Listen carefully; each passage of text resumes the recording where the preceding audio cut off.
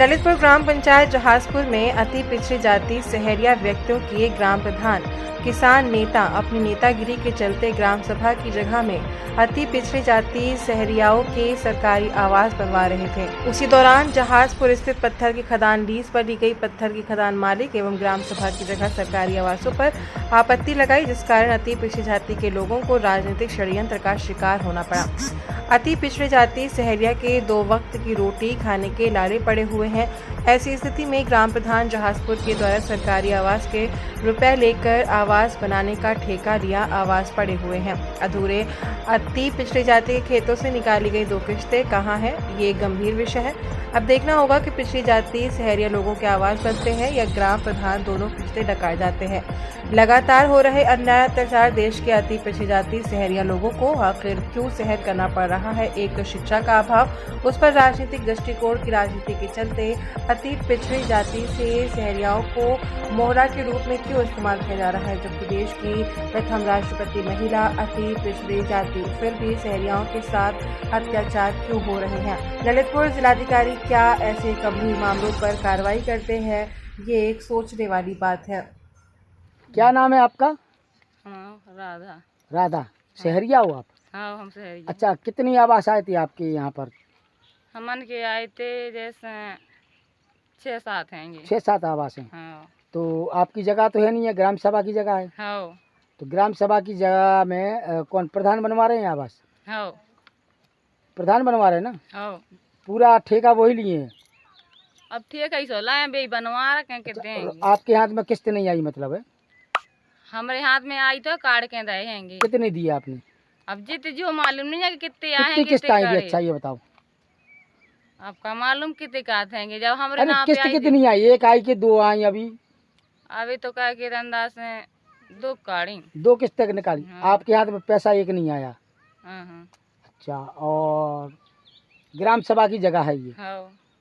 प्रधान का नाम क्या है? प्रधान का नाम रंजीत। रंजीत। कौन सा गांव है ये? जहाजपुर। जहाजपुर है। हाँ। 6-7 आवास आए हैं आपके। हाँ। मटेरियल भी उन्हीं ने दिया होगा फिर? हाँ। सब कुछ उन्हीं ने दिया। अच्छा, रोक किसने लगा दी? और खदान वाला ना। कहाँ के हैं ये?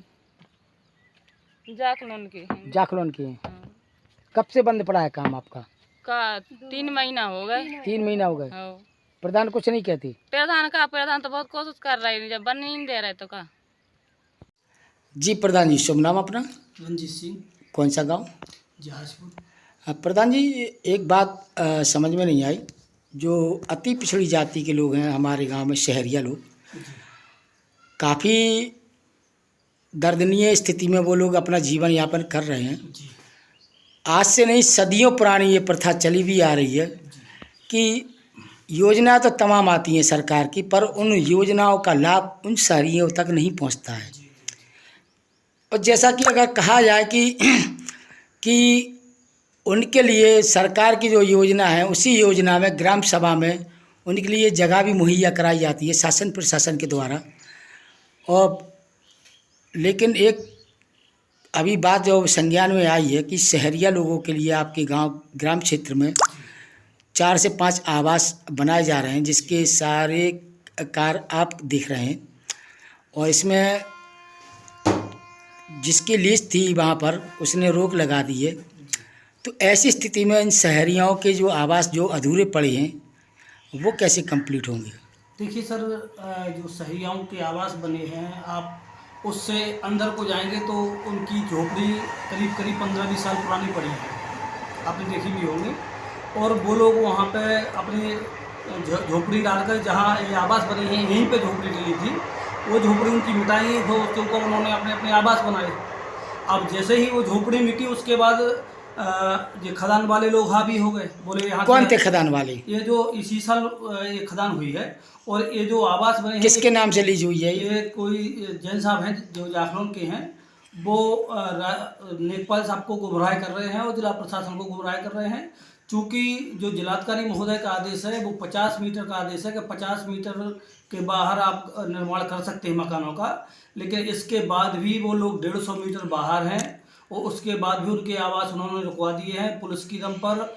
और तमाम तरीके षड्यंत्र करके वो लेखपाल को की साजिश और ठेकेदार की साजिश के तहत लेखपाल कौन है वर्तमान में? अरविंद हैं, और वो उनके क्या नाम ठेकेदार के कहने पर इन आदिवासी लोगों को परेशान कर रहे हैं। तमाम तरह की धमकियां भी उन लोगों ने दी हैं, और हम भी चाहते हैं और पूरा गांव जानता है कि वो लोग कब से वहाँ बसे हैं, कब से रह रहे हैं। नहीं, वो लोग पात्र हैं इस बात की तो निश्चित कोई गारंट वो सबूत देने की आवश्यकता नहीं है, लेकिन आप ग्राम प्रधान हैं, आप पहले शासन प्रशासन से उनके लिए जगह आवंटन कराते, बिल्कुल डीएम साहब से कह के इसके बाद में फिर आप वहाँ पर उनका आवास स्वीकृत करा के निर्माण कराते, वो चीज़ एक अलग हो जाती। लेकिन आपने भी प्रशासन को गुमराह किया और जाके वहाँ पर सरकारी रुपया निकाल के उनका आवास बन रहा है। तो ऐसी स्थिति में अब जिनके पास खाने के लिए दूध जो उनकी रोटी नहीं है, वो अन्य रुपया जो उनका जो नुकसान हुआ, जो अभी पिलर मिलर बन चुके हैं, वो कहाँ से भरपाई कर पाएंगे? नुकसान उनका नहीं हुआ है, छोटी सी नींव भरी गई है उनकी, और बाकी उनका जो सरिया सीमेंट आदि गुम्मा जो देखा है आपने, और 10 बजरी वगैरह उनकी पड़ी हुई है, सरिया भी उनका रखा हुआ है। अगर उन्हें जगह नहीं मिलती है, जिलाधिकारी महोदय दूसरी जगह कहेंगे तो उनकी दूसरी जगह। तो जिलाधिकारी के अभी संज्ञान में ये मामला आया नहीं है। इससे पहले माननीय जिलाधिकारी को उन शहरियों द्वारा 2 महीने पहले एक पत्र दिया गया था, और षड्यंत्र के तहत जो लेखपाल साहब हैं उन्होंने इस पर कोई कार्रवाई अमल में नहीं ली।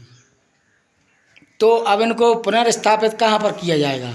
अब देखते हैं, जहाँ पे भी लेखपाल साहब को बार बार फोन किया है, उनसे कई बार कहा है कि भाई साहब ये आवासों के पट्टे स्वीकृत करा दीजिए, लेकिन वो हाँ भाई साहब आजकल करते रहे, इसलिए 1.5-2 महीने निकल गए। क्या लगता है कि आवासों के पट्टे इतनी जल्दी हो जाती हैं? नहीं, अब देखो जो कई लोग सदियों से लड़ रहे हैं पट्टे के लिए, आवास के लिए, जो पात्र लोग हैं। अगर ये व्यवस्था है तो एक ठीक व्यवस्था नहीं है। अगर कोई व्यक्ति सदियों पट्टे के पीछे फिरता रहे 2-4 डिसमिल के लिए, तो ये तो फिर ज़्यादा बड़ी व्यवस्था है।